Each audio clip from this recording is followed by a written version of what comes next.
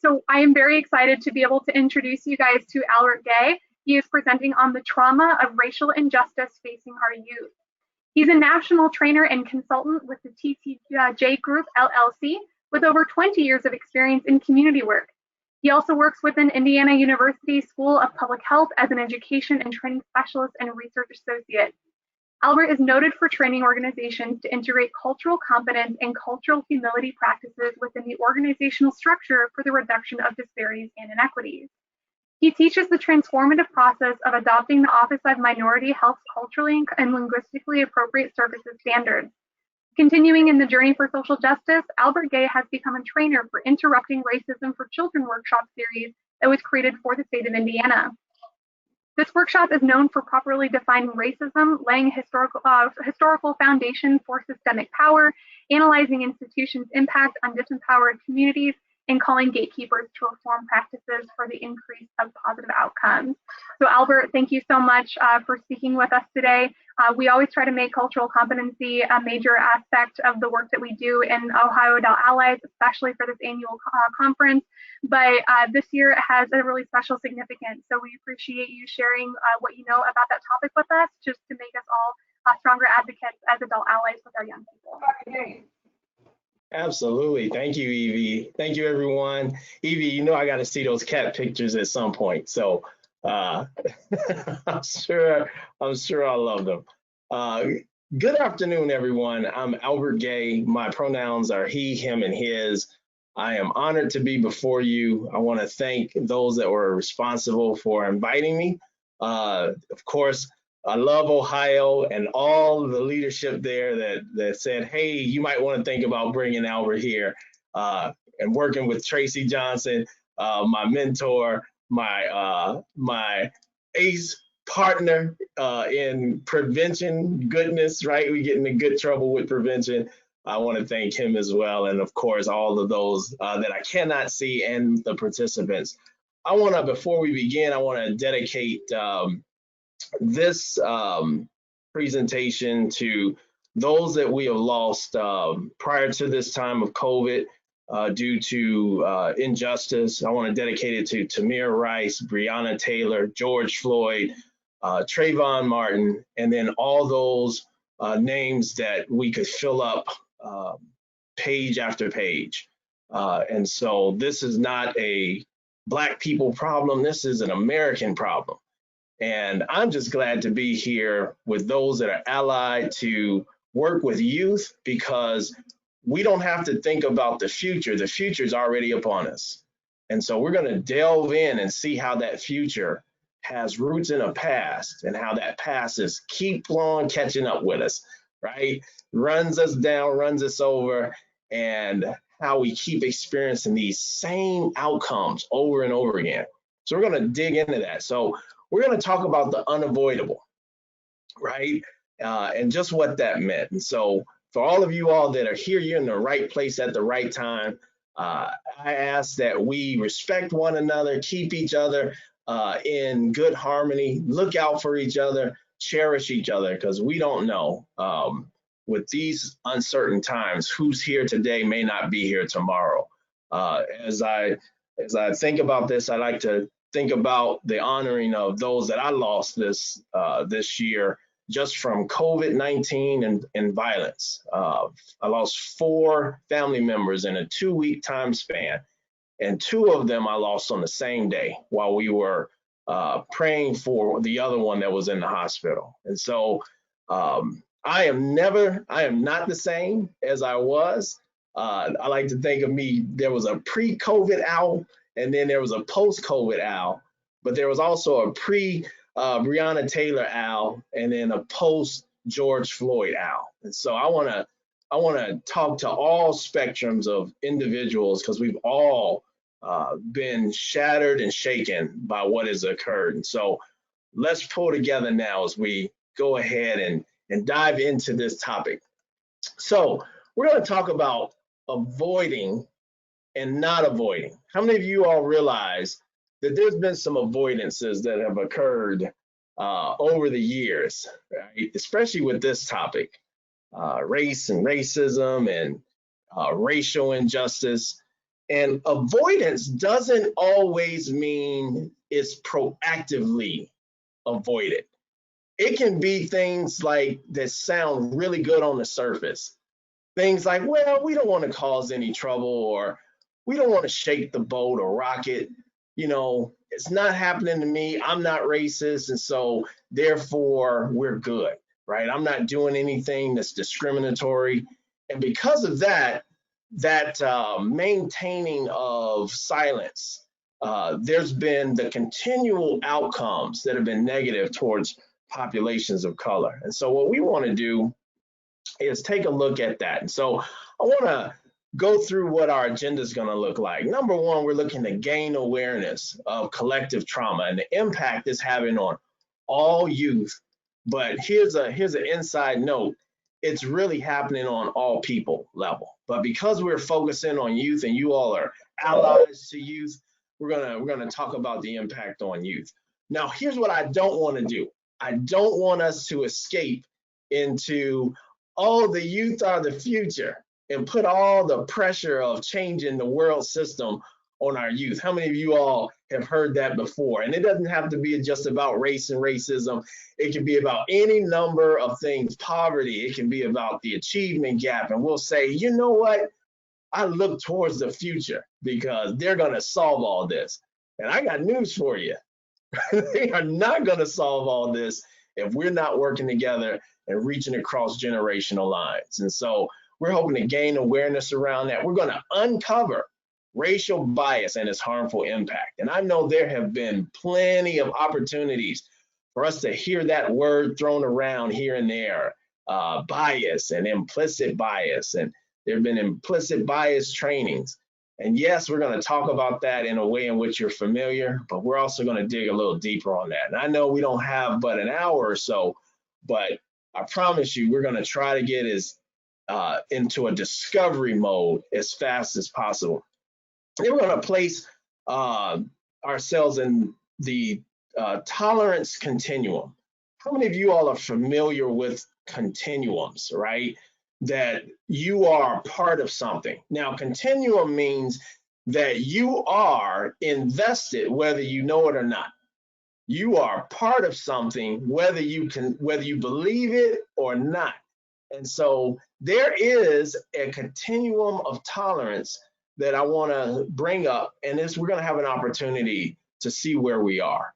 And then we also want to see how adults can help youth protect and heal through anti-racism practices on the proactive side. What does that mean and what does that look like? And so we won't be able to delve into the deep nuggets. That's a whole session or sessions.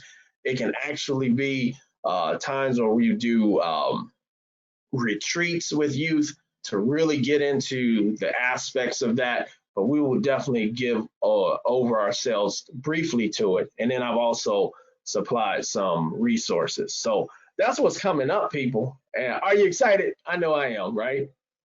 This is one of my favorite topics.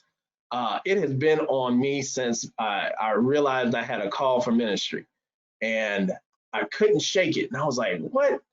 How does this jive with this? And then I began to see, just how things are. When we talk about justice, we have to talk about the impact of racial injustice. And so I want to ask you all a question. What did you all see in 2020? I know we're eager to get out of 2020. I won't ask for hand raises. How many of you all are ready to vacate this apartment? If it was an apartment, if 2020 was an apartment, how many of you all would have already given your notice to the landlord? That's you. Yeah, there we go, Donnell. Absolutely.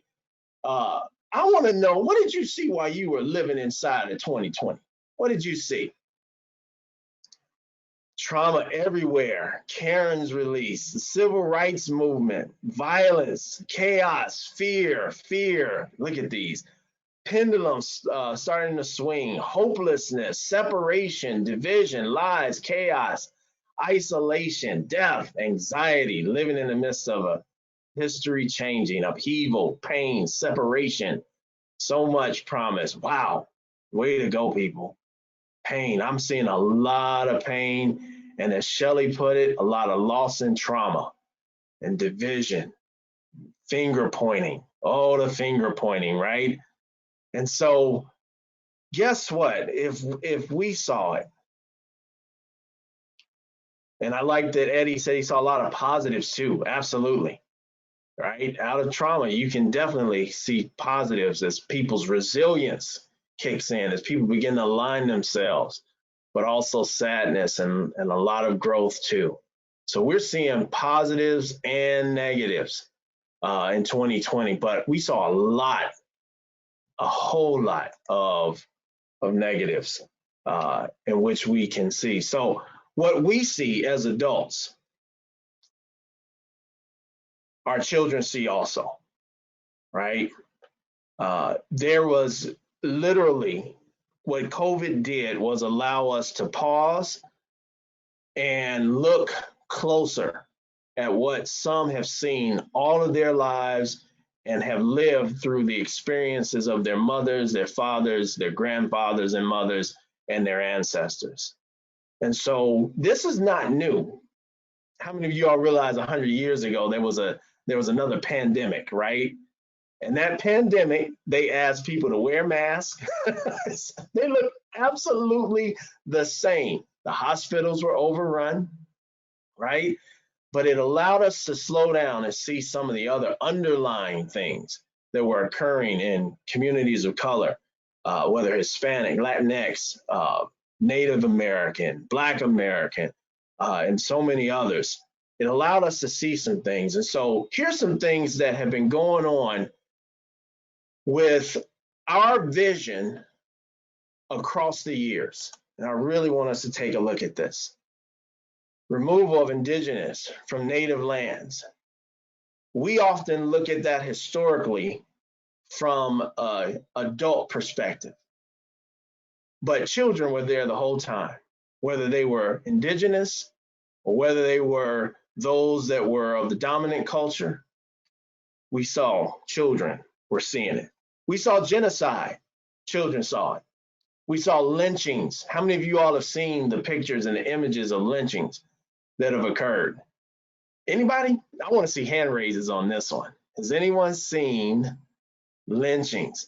In the past, who was invited or who came and showed up at the lynching?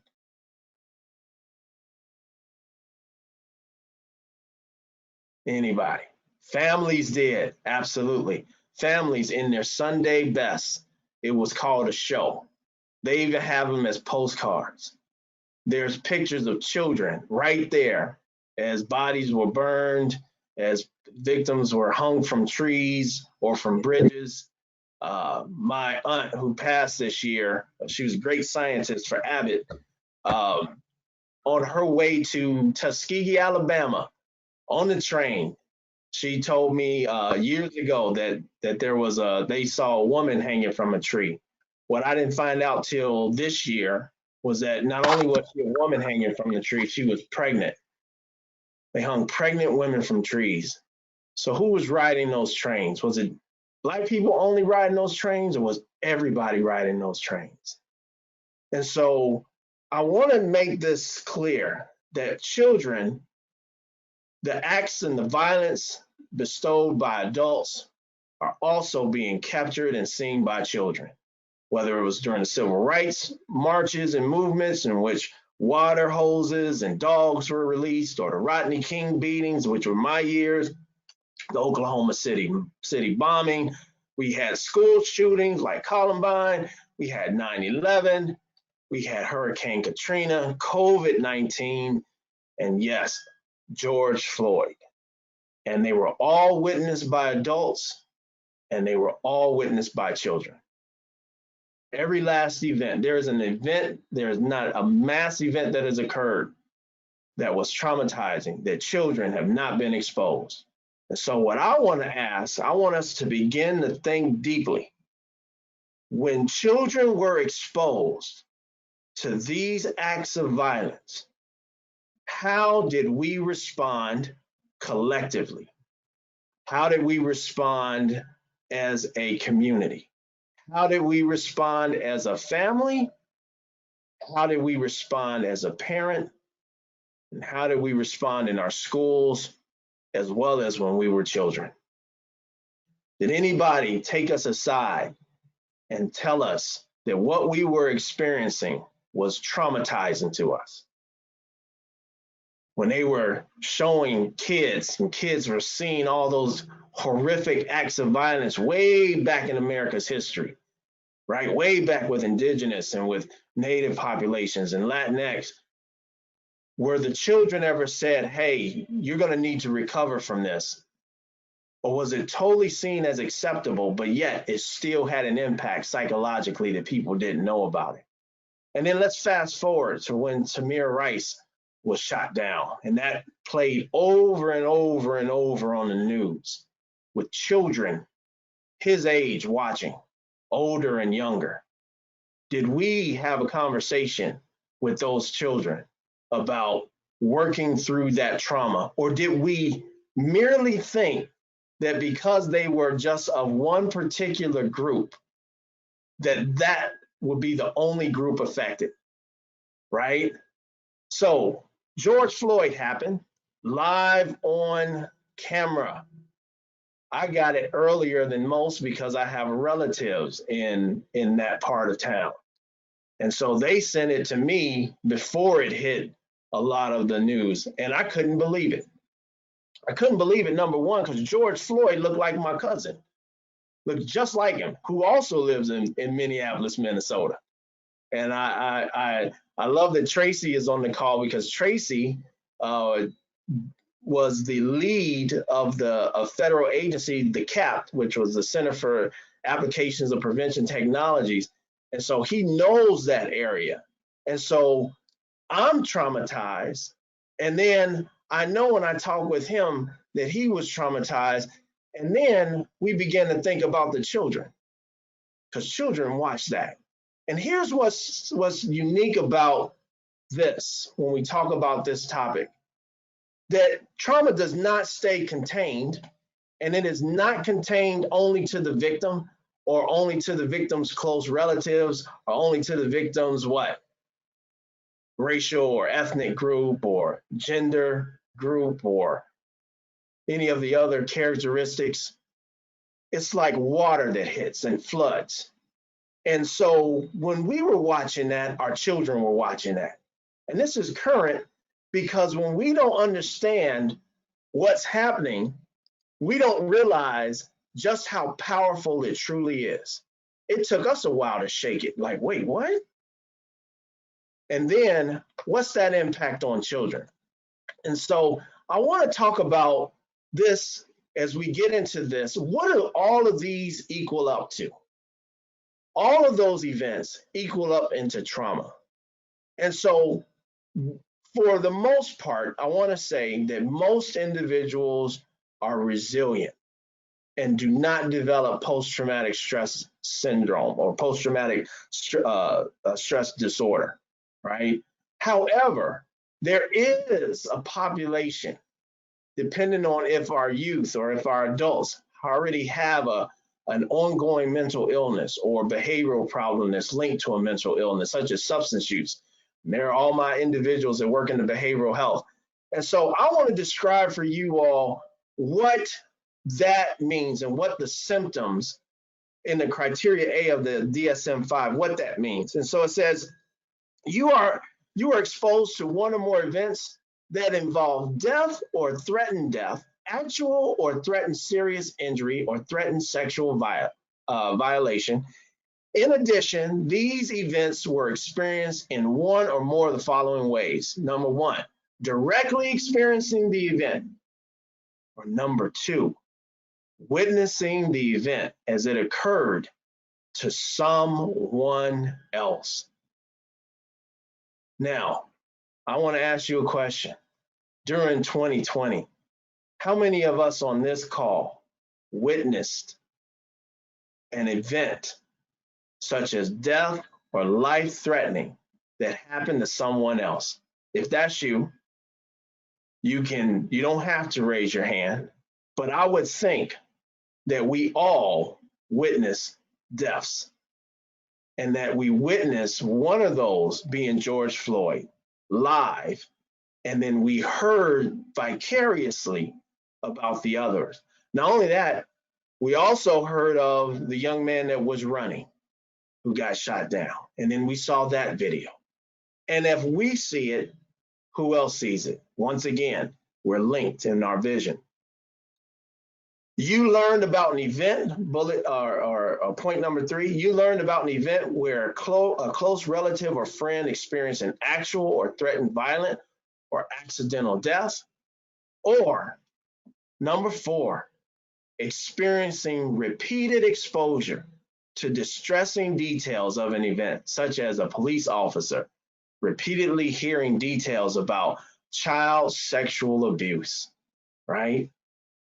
Or seeing it over and over again on social media, right? And so I want us to think about not only ourselves, about the trauma that we might have experienced as a result of that, but also who else is experiencing as a young person, and are they vulnerable? And here's where we're going with that. What we're experiencing is called collective trauma. And collective trauma is the psychological reaction to a traumatic event that affects an entire society. Truly, George Floyd, his killing, his murder falls under that category. And our global witnessing, not just an American witnessing, a global witnessing of this, which was similar to the lynchings of past. And collective trauma surpasses individual trauma because it lives within multiple survivors that can pass to other persons. So you can pass it on to others. So when I mentioned my aunt, who on her way to Tuskegee University with her bright, brilliant self, on her way, she had to watch a pregnant woman strung up in a tree. And she's telling me this years later. And now I remember it and keep remembering it. That's how collective trauma passes on. And so it's not having boundaries just because our children go to school, just because our teens go into extracurricular activities, that they are somehow safe from collective trauma. If they're witnessing it, then it's affecting them, whether we realize it or not. And so I want to bring us to that attention because this is unavoidable. And here's what's funny. It doesn't matter whether we believe George Floyd was the biggest criminal on the planet and deserved to die, as some have said. Doesn't matter. We witnessed a traumatic event of a murder of an individual without a trial, without a jury. And we don't process that the way our cognitive, explicit side of our brain does. It goes, oh, well, he was guilty. We see the trauma, and that trauma feeds back to us. And so what we've got to do is think about what other traumas have we been experiencing. And so collective trauma fall into these things: pandemics, police brutality, genocide, war, natural disasters, and mass shootings. Mass shootings. How many times have our children been exposed to mass shootings, right? And so whether we're hearing about it in a well-publicized case, such as a Columbine or any number of the ones that happened in Florida, or whether they're hearing about it of what's happening and occurring in the streets, those still are having impacts. And so we're looking at collective impact and collective trauma that's continuing along generations. And here's why we should be concerned. So youth and collective trauma says this, that it's more impactful on our teens and our youth because they don't have or haven't developed the coping mechanisms yet. Yeah, they look grown, How many of you all work with, you're allied with youth groups, and those youth leaders look grown, they're of the proper height, some of them 6'5", right?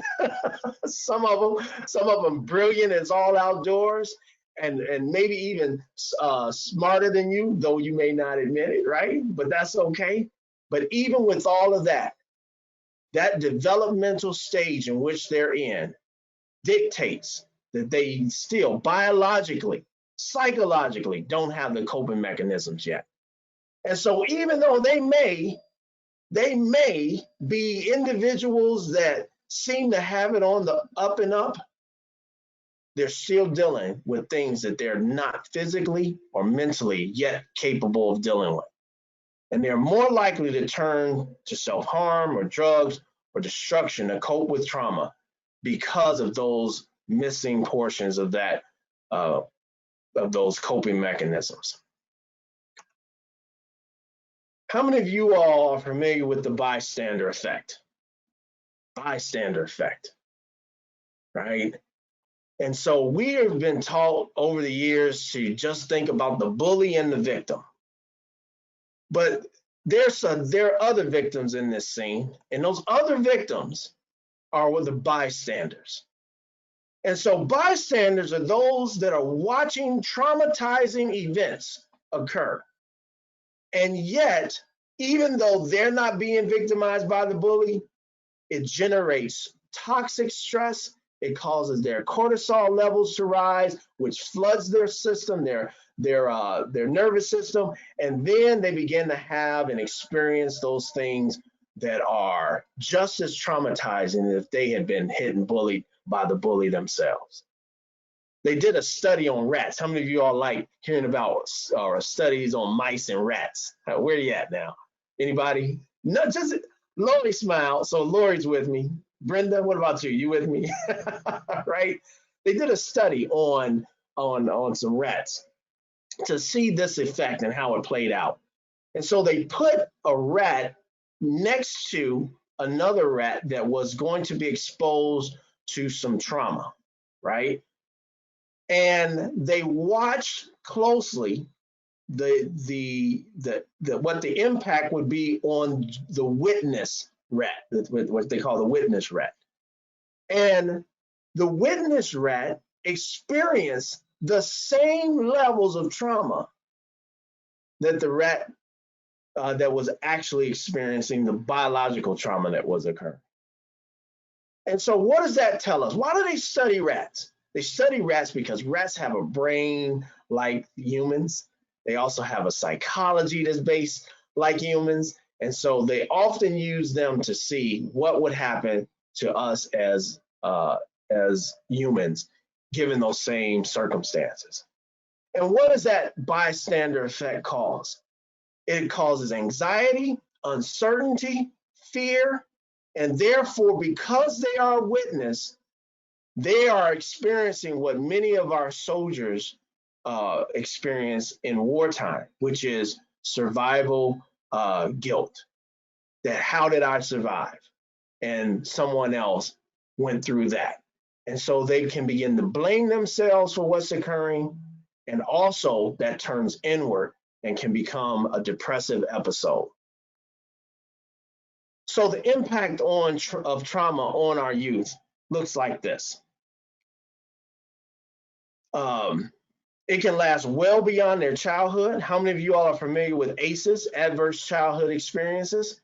So I want us to keep that in our minds as we're talking about collective trauma, witnessing together and a trauma.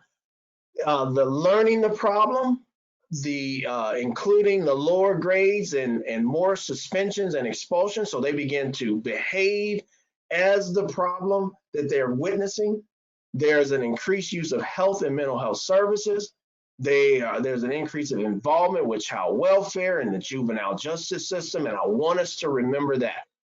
There's an uptake in the juvenile justice system when children experience trauma. And so some of you all may have heard this, those of you all that have attended any of the trauma-informed care trainings, it said we need to stop asking individuals, what's wrong with you? And start asking what happened to you. because it's only then that we start to realize we're punishing victims of trauma. We're punishing victims of trauma, which means we're expelling them.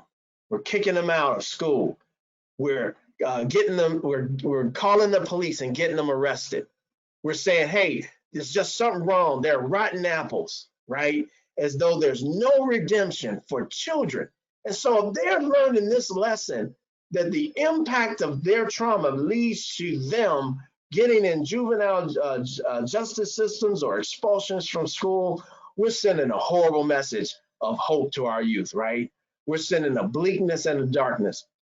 And so trauma is a risk factor for nearly all behavioral health problems, including substance use. And I know many of you all are here because you do substance use prevention.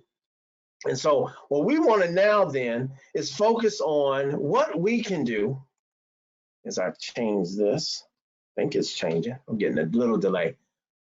What strategies can we do, therefore, for healing? So after children experience collective trauma, including us, here are 6 things that we can do as takeaways. Those of you all that are working with youth, your youth have already been exposed to this collective trauma. They've already been exposed. So here's how, if they haven't already begun, here's how you can help. Help them create a routine. Help them limit exposure to social media, because social media is going to run rapid with the imagery over and over again.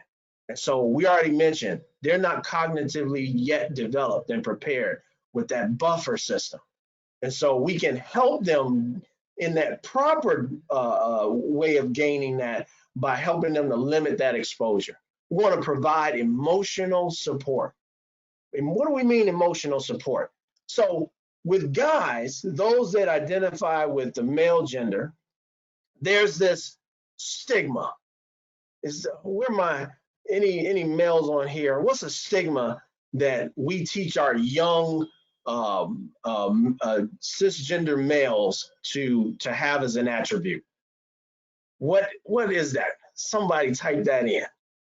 Boys, don't cry. Thank you, Sean. Suck it up. Be hard. There it is. Don't cry. Be tough. Chin up and deal with it. The Rock. Be the Rock, right? You all answered that immediately. You know why you answered it immediately? Because it's something that we've all been socialized into. And we put that in us, and that extra pressure does not provide emotional support. You know what it does? It teaches those young individuals that you can never be yourself when dealing with trauma. So you keep the trauma to yourself. And guess what? Does trauma just go away? No, it converts. It converts into depression. It converts into post-traumatic stress disorder, anxiety, which we think of as just anger. But it's not anger. Why those boys, why are they so angry all the time, right? Many of those that we've labeled as thugs are actually traumatized humans, traumatized, who've been taught the only way they know how, which is nobody's out here for me, so I'm gonna harden up. We want to encourage things like journaling and exercise. That helps build that routine. Absolutely, Noreen. They're not angry. Angry is something that we attribute to it, but they're actually hurting. They're actually hurting. Thank you. We want to encourage things like that, journaling and exercise, getting them into that routine, deep breathing exercises. We do something here with our young adults, which is all about meditation in inner cities. And first they laugh, and then when they start to do it, they realize that there are immediate benefits that they're able to get from it. And then knowing when to seek professional help should always be on that list for how we can engage and help. So what is racial bias, and how does racial bias play into this? So racial bias is defined as attitudes or stereotypes that affect our understanding, our actions, our decisions in an unconscious manner. We often refer to this as implicit bias. And so we want to go deeper into this and talk about what that implicit bias means. And I've got a great video coming up that's going to show it. So I'll run through these briefly. Some of you all know this, but we're going to look at it in context. Implicit biases are pervasive. Everyone possesses them, so there's no need to judge yourself negatively because we all drank from the same water stream that had the biases in it. And we're going to talk about where that comes from. Implicit and explicit biases are related, but they're distinct mental constructs. In fact, they're totally independent of each other. They can be independent and operate without the other being a factor. We generally tend to hold implicit bias that favors our own in-group. And then the one thing to know, which is always to bring hope, is that our biases are malleable, meaning they can be changed, especially our implicit one, once we realize and acknowledge them and then work intentionally to change them, to reverse what we have soaked up just being in the atmosphere. And so we're going to talk about that, and I like to split it in two. So explicit bias is directly expressed, it's with full conscious awareness. We often think of those individuals that explicitly show their bias in favor of or against as prejudice, right? They exemplify it, they know it, they own it. You know, I don't like country music. I explicitly say that, right? And so if I'm explicitly saying that, I'm conscious of it. However, I might have an implicit bias that I'm not consciously aware of, and these things are expressed indirectly. So let's look at that one. So explicit bias would be an example, a sign in the window of an apartment. So this is way back in the day, right? When I say way back, I'm only talking about 40-something years. Whites only, right? Whites only, or well, back in the 60s. So whites only, well, 60 years. I'm sorry, I'm not doing math right now. So that was an explicit example. People expressing their disdain for a particular group or of people or person. Implicit, though, is more on the subconscious. And here's an example: a property manager doing more criminal background checks on African Americans than whites. That's implicit. And so it's not on a sign, because that's illegal now, right? However, you can still have the same outcomes of not having certain groups enter into your properties based off of what you do subconsciously, like doing the multiple background checks. I want to say that your explicit is intentional, your implicit is automatic, and you really get the outcomes of implicit when you're under duress and pressure, right? And it's often so automatic that you don't even realize you're doing it. Anybody ever drive home and not even realize how you got there? You pulled up, you're in front of your house or you're in the garage, like, wow, I don't even remember going down certain streets. That's because it's so ingrained in you, it's running on your subconscious.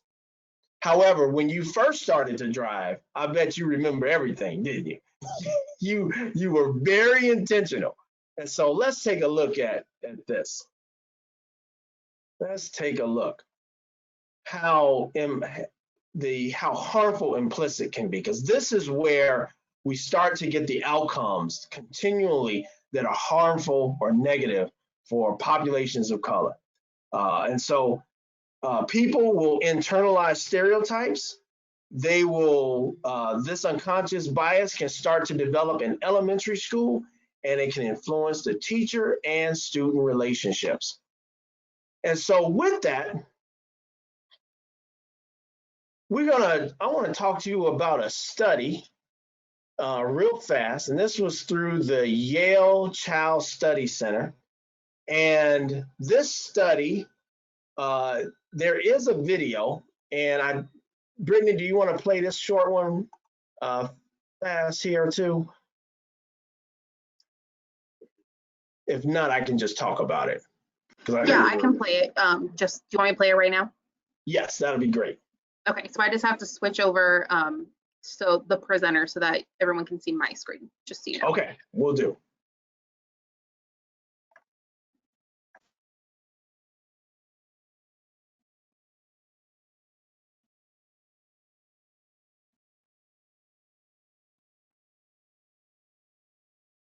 There's a new study out of the Yale Child Study Center that I had to read a few times just to believe what it was telling me.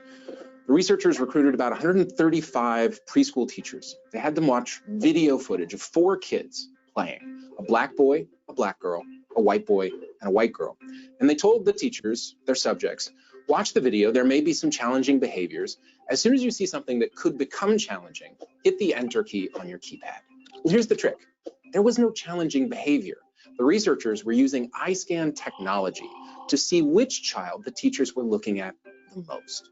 And what they found is that the teachers, both white and black alike, spent the most time watching the black boy, waiting for bad behavior that never came. There's one more really interesting headline in this study, which comes later. The teachers were also given a 1-paragraph description to read of a hypothetical child with a stereotypical name who behaves pretty badly in class, pushes, scratches, throws toys. And some of the teachers were also given some biographical information that helped make sense of that behavior. They were told that the child lives with his mother, father has been in and out for years, they're relatively poor, the mother is depressed, works 3 jobs. Researchers wanted to know if knowing this information made the teachers more empathetic to the kid. Well, here's the shock. It did, but only if the teacher and the child were of the same race. If the teacher and the child, a white teacher and a black child, or even a black teacher and a white child, knowing that biographical information, those teachers were less empathetic towards those students. And here's why this matters. Imagine if this is true, if there's this empathy deficit in preschool, well, imagine where else that's true. Thank you for that, Brittany. And because it's going to come up shortly for the other one, if you'll put up your slides, and then I'll just guide you through those.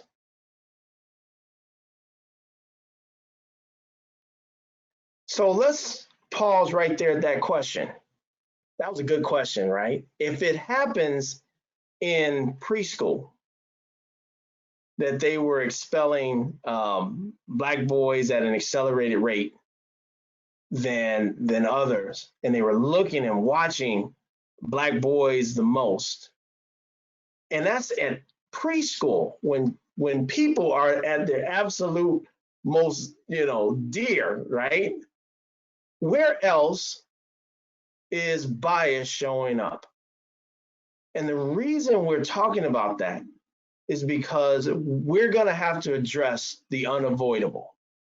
And that unavoidable is, why is it that Blacks are being shot in the streets or killed for violations that have absolutely no death sentence on them?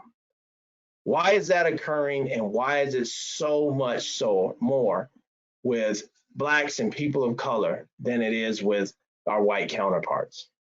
And so unless we understand bias, then we won't get that concrete answer to tell our youth. And here's why that's important. Consciously, these preschool teachers are going in with the best intentions, consciously. And this is what's dangerous about implicit versus explicit. So explicitly, they are in tune with the mission statement, which is to teach all children, regardless of race and gender, regardless of sexual orientation, to have outcomes that are to the state standards. Yay, that sounds lovely. That is absolutely right on. Consciously, they believe that. It's subconsciously where they're on autopilot, just like how you arrive at your house sometimes, not knowing what streets you pass. Operating subconsciously, they're going exactly opposite of their mission statement and their conscious decisions. Those 135 preschool teachers, they were all shocked that they were watching the black boy the most. They didn't even realize it. They were so on autopilot. So if it happens in preschool with preschool teachers, then we know it's happening in every other profession, whether it's law enforcement or wait on it, or prevention, wait on it or mental health, or healthcare, or business, or banking. It's happening everywhere. And so if we'll go to the next slide. Why youth, therefore, need to know about the history of race and racism. This is not a topic we can avoid. And here's why I say this. You know where we leave this up? So Black families and most families of color will talk to their children about race and racism because it impacts them detrimentally, and it's all about survival. They will tell their children, hey, if you're getting pulled over, do this, this, that. If you're walking down the street, you're in the store, do this and that. But sometimes if you're not race conscious, you don't think about it, and we leave it up to school systems to talk about race and racism during history class. During history class, as though they're going to extract all the things that tied into bias from a history lesson. And we already know that's not occurring there, right? Especially now, since that they're sanitizing and have been out of Texas, sanitizing the school books so that they're not even mentioning the word or the terminology slavery. They're calling it the transatlantic trade routes without using the word slavery. And so if we don't understand this to talk with our children will continue along a path because they can develop implicit bias at a very early age, and then they too can pass those negative and racist tendencies on so that we keep getting the same outcomes, whether it's preschool, whether it's K through 12, whether it's college, whether it's business sector, criminal justice, the outcomes will tend to be the same. Anti-Black and populations of color versus pro or for white and with more favorable outcomes. And so let's go to our next slide.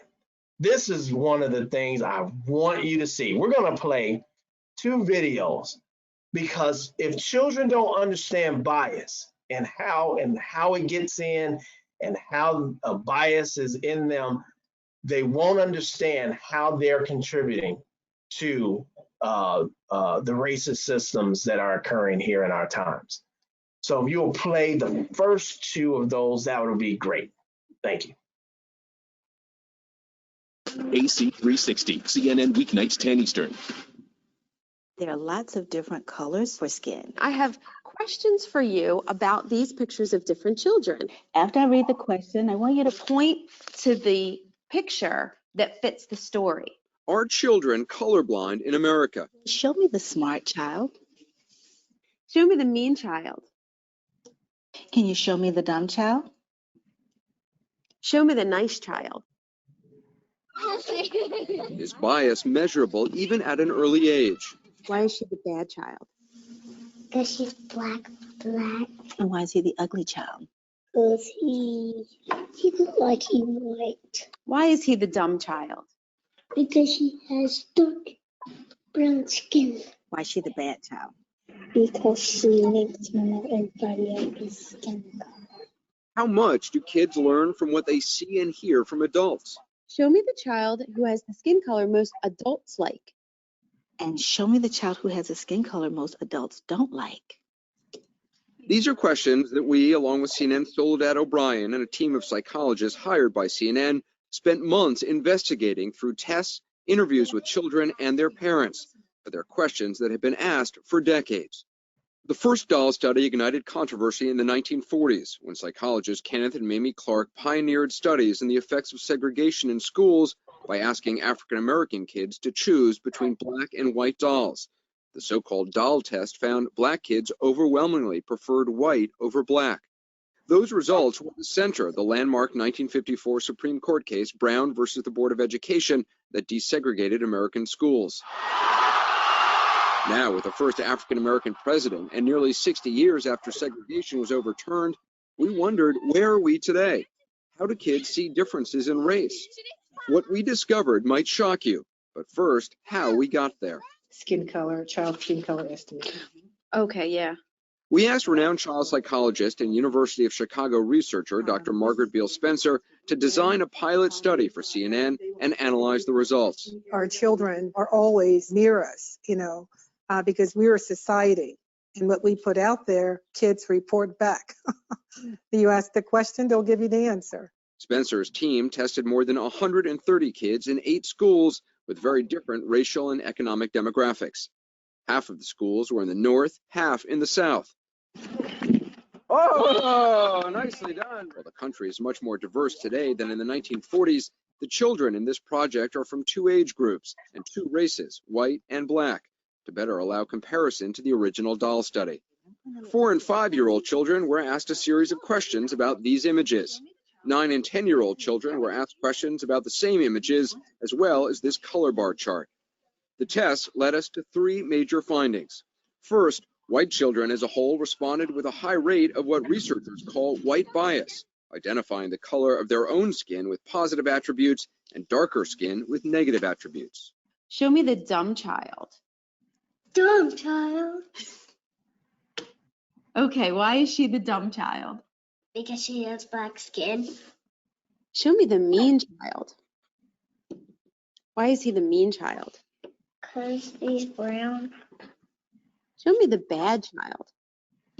Why is he the bad child? Because he is black. Okay. Show me the ugly child. Why is he the ugly child? Because he's brown, black. Show me the child who has the skin color most adults like. And show me the child who has the skin color most adults don't like. Show me the child who has the skin color most children like. Show me the child who has the skin color most children don't like. Show me the child who has the skin color most girls want. Show me the child who has the skin color most girls don't want. The questions that got overwhelmingly white biased answers? Show me the dumb child. About 76% of the younger white children pointed to the 2 darkest skin tones. Show me the mean child. About 66% of the younger white children pointed to the 2 darkest skin tones. Show me the child who has the skin color most children don't like. Again, about 66% of the younger white children pointed to the 2 darkest skin tones. Show me the bad child. More than 59% of the older white children pointed to the 2 darkest skin tones. But some white children did have more race-neutral responses. So could you show me the good-looking child? So what are you thinking? I know you pointed to them all, but tell me what you're thinking. I'm thinking that I do not care if they are black, white, mixed, or any kind of race. I think that it matters who they really are. Write a letter to Santa and thank him for all his hard work. Gather up one. Thank you. Yep, that's the next one. So show me the smart child. Okay, why is she the smart child? Because she looks like me. Okay. Show me the mean child. Okay, why is she the mean child? Because she's way darker. Okay. Show me the good child. Why is she the good child? Because I think she looks like me. Okay. Show me the bad child.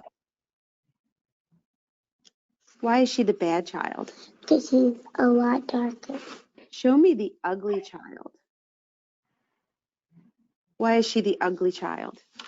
Because she's like a lot darker. What do you think? Shocking to you? I just think it's because she's not exposed. I mean, you're almost near tears. Why? It's not meant to upset you. What's upsetting you?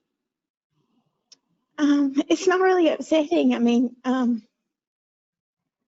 everything she said, she chose someone like her because she's smart, and she is.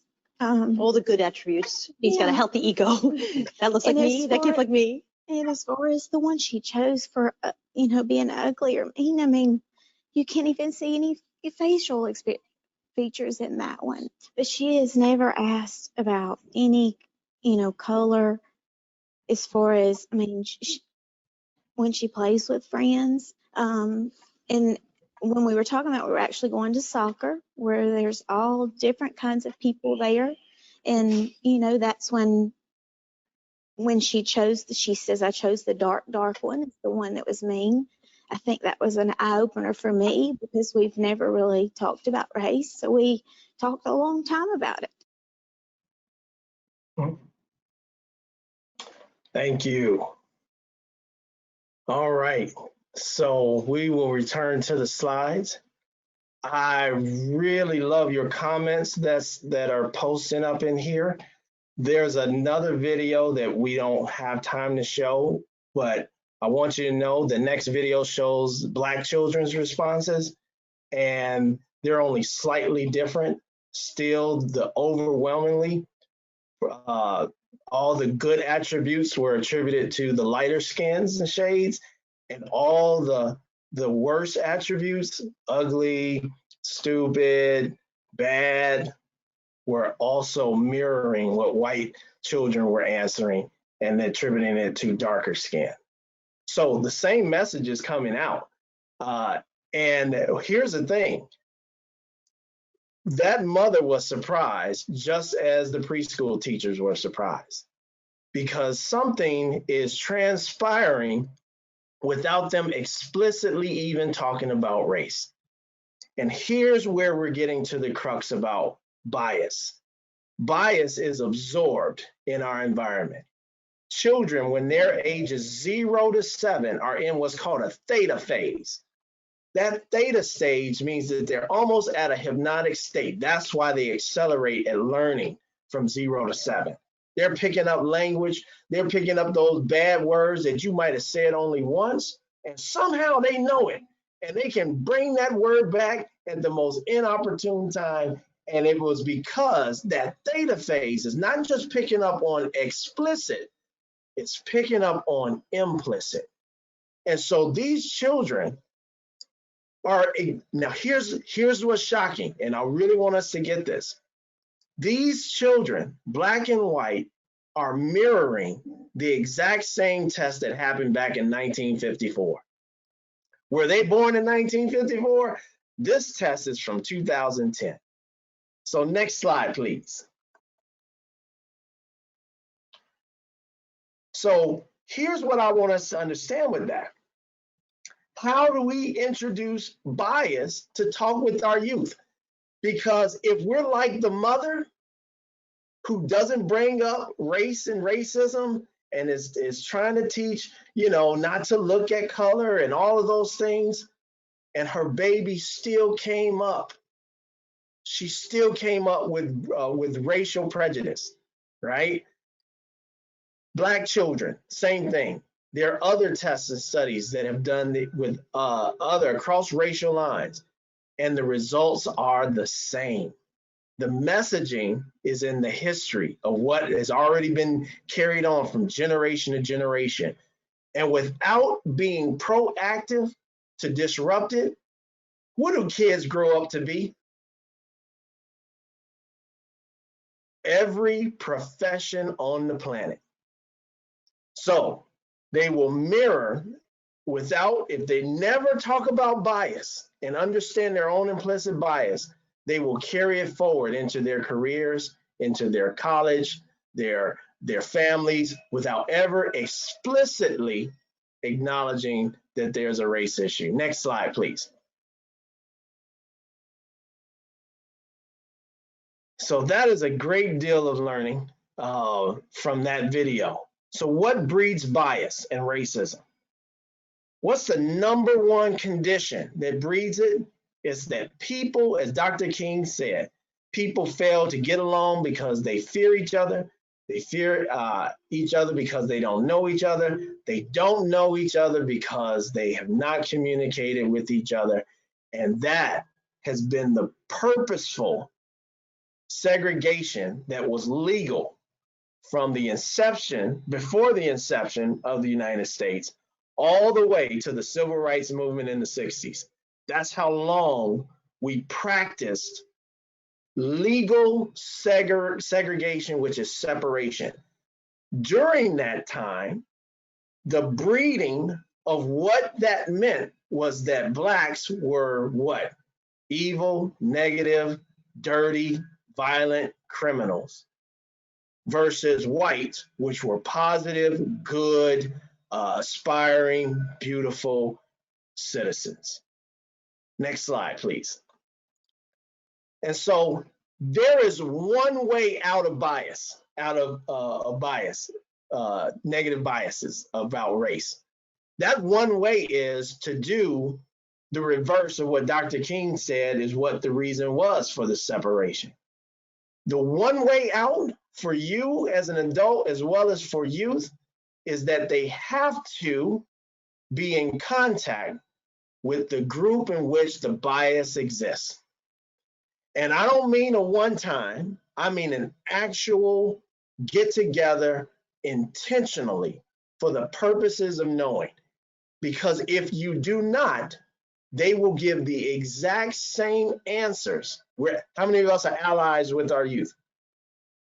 If we're allies with our youth and we don't want our youth to repeat the patterns of the past, and how many of you all were born between 1954 and 2010, if we had taken that test when we were 3 and 4 years old, we would have given status quo answers, which were the majority of what we've seen. That has not changed. And the only way to counter that is that there must be a mutual agreeing or coming together with the group, spending actual time. It must follow these 6 things. There must be mutual interdependence. There must be a common goal, equal status and power. It must be friendly and in an informal environment. They must learn that the members they come to know are typical of their group, and the social norm that promote or support equality among groups are operating in that situation. So in other words, they got to eat together, they got to breathe together, they got to bond, they got to laugh, so that it begins to interrupt that which they absorbed. How old were those babies? 4 and 5 years old. They had already absorbed the racial bias. So the only way to interrupt that is through actual getting together. Now, I want to ask a question. And this is a question that is going to hit home, and I'm glad that's where it's supposed to hit home. How many of you all live around people of color? I mean, you are, and hopefully you are within that group, not the majority. I mean, there's plenty of people of color around you. Okay, so for the first part, here's what you need to know. The reason why most of our neighborhoods are segregated is because it was intentional.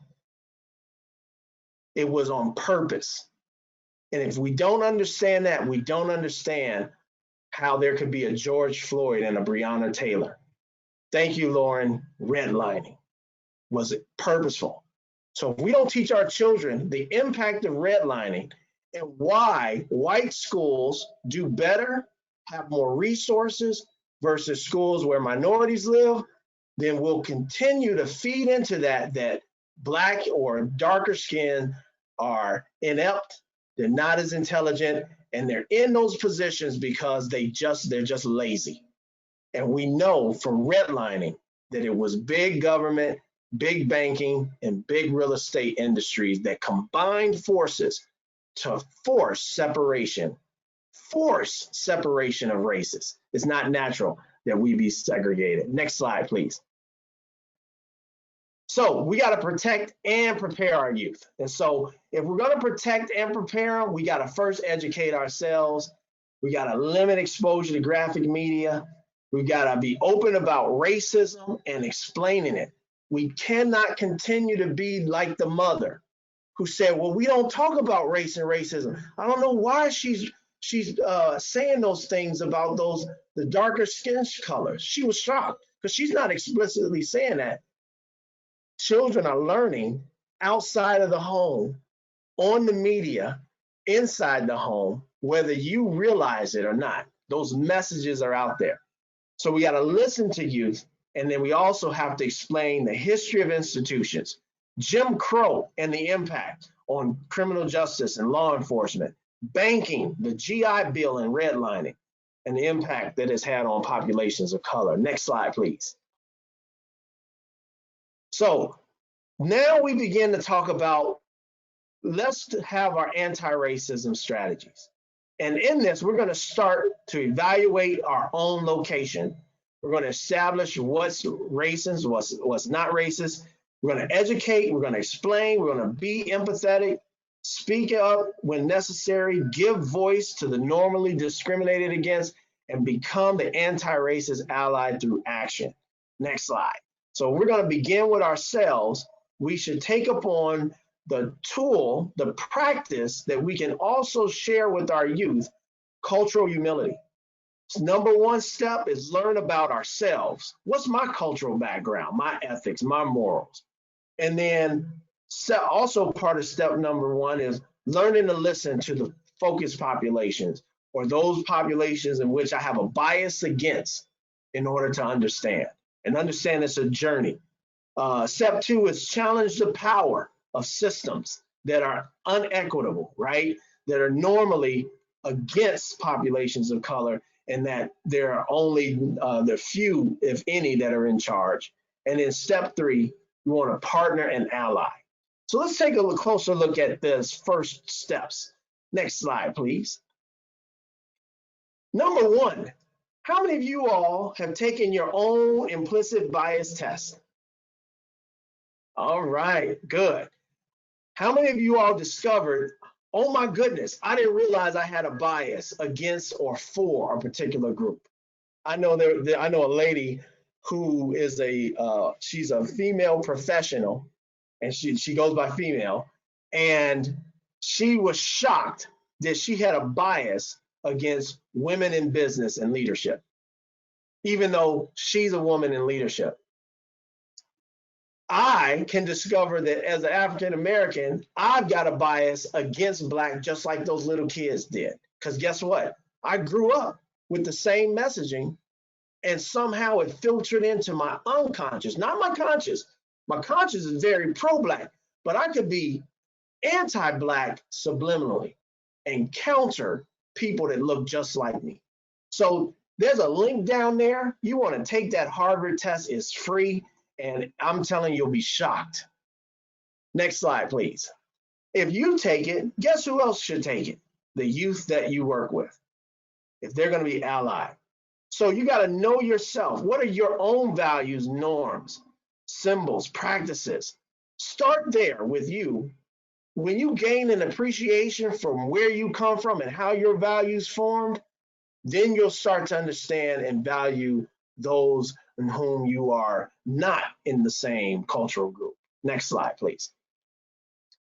So think about this too, all of those that are in prevention. What are your code of ethics? One more, click. In prevention, we have an ethical obligation, right? A nature of service of doing no harm. And then when we see harm being done by institutions, we've got an obligation to see that that harm is reduced to those populations of color by practicing non-discrimination and holding other institutions accountable. Next slide, please.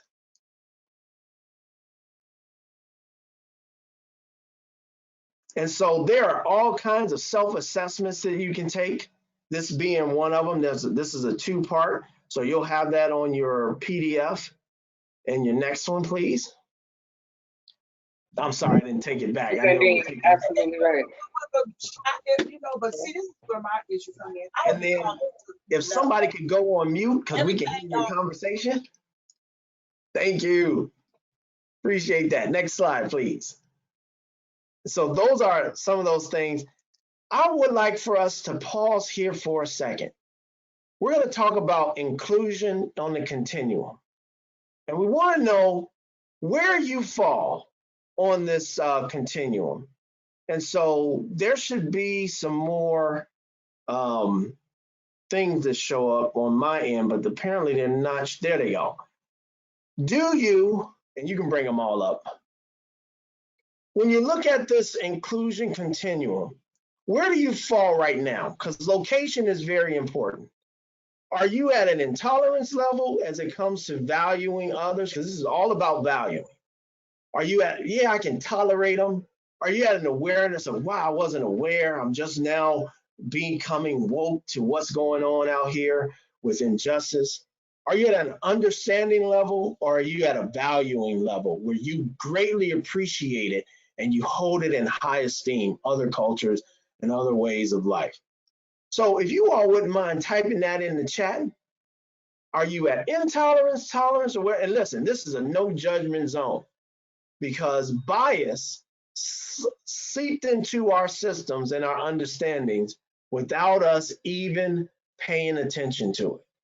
And awareness is the first key to coming up out of it and realizing that you can be an ally. So I see people, I see a lot of understanding. Good. There's some valuing. Good. Even if you said you were at tolerance, guess what I would say? I would say good. That acknowledgement is good. If you were at intolerance, I would say good, because you're at a first step of understanding where you are and being honest with that. So thank you all for that. We'll go to our next slide. And so valuing has to do with the pull for equity. And equity in this system means you're looking for outcomes. And we want out, if you're really valuing others as you value yourself, you want there to be positive outcomes for them as well. This isn't welfare. This is engaging in systems where people are even paying and still coming out with poor outcomes when systems are biased against them. And so what we're trying to do is say we've got to weed out bias. We got to weed out the bias that's pro-white and anti-black and put it in a context in which we're valuing people at a same equitable level so that they're getting the outcomes that we're looking to have. Next slide, please. I apologize. I know I'm a little bit over. So we want to practice inclusion, and I'm going to run through these real fast. So we want to practice inclusion, which means we're being the stakeholders, we're bringing stakeholders from different groups who are bringing their worth and value to the table and not showing up as tokens, meaning only being used as a front to say, oh, look, we've got a population of color or a gender group that's included, but not having and sharing power. Next slide, please. So here are the ways that we can help our youth in this work. We want to have them encourage, we want to encourage them in these inclusive behaviors. Appreciate, affirm, advocate, sponsor, develop, stretch them with their understanding, even when conversations get uncomfortable. Mentor them, train them. We want them to coach and also get feedback and give feedback. We want to encourage, include, and challenge. Next slide, please. And then, of course, practice diversity. This diversity is something that you can answer with your own coalition or your own group of allyship that you have with your youth. Next slide, please.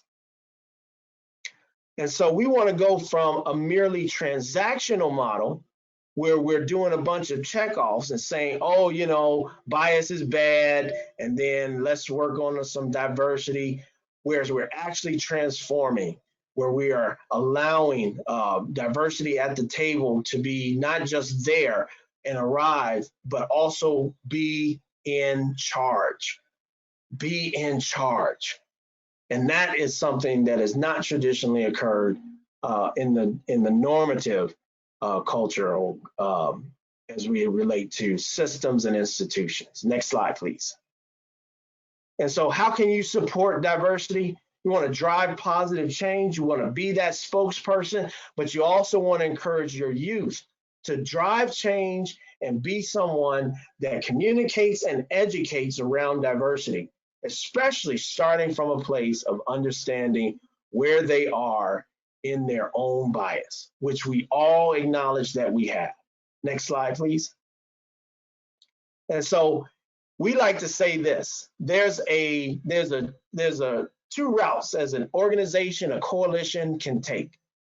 You can be an organization that includes and encourages diversity, equity, and inclusion, leadership at the top, transformative, or you could be an organization that rearranges the DEI and goes to DIE, which is basically delivering outcomes that are still harmful to populations of color.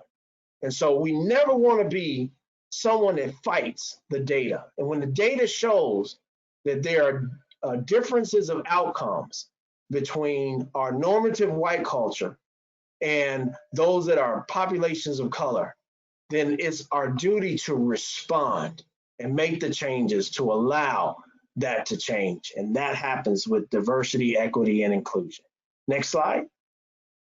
And so in conclusion, we want to diversify. We want to remember that this is a process, it's ongoing. Be open-minded and be open spirit. And next slide. And here's what's next. You have, there's going to be a click and then another click. We've got in here a toolkit. We've got two or a couple. How to talk to your youth about what's going on. This one was dedicated to Trayvon Martin, but then there's another one that we have, addressing race and trauma in the classrooms. You want to build this with your leadership as well as with yourself and the youth that are serving. And final slide. Those of you all that are familiar with the SPIF is not afraid to talk about addressing the unavoidable trauma and the racial injustice that's occurred. Everything that we've discussed, we can do and collect data on and run it exactly through the SPIF. That same process will work for helping to create an equitable environment. And with that, I'll go to my last slide. I want to thank you all for hanging in there with me. Extra, SPIF is not afraid. That's right, Don. Extra 5 minutes or so. I wanted to get those videos in. I know I packed it. If we were in person, oh, we would have gotten into some really great groups and conversations. But I am hoping that you've grasped the seriousness of how bias is already in our babies by age 3 and 4.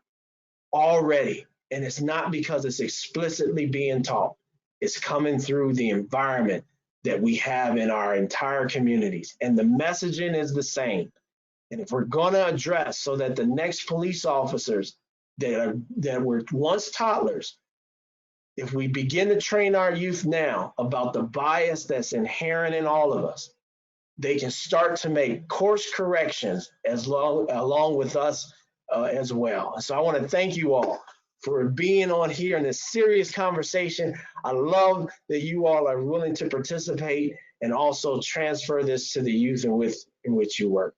Thank you all. Thank you, Evie. Thank you, Ohio Prevention Alliance. I appreciate all of you all and the participants. Thanks, Tracy, too.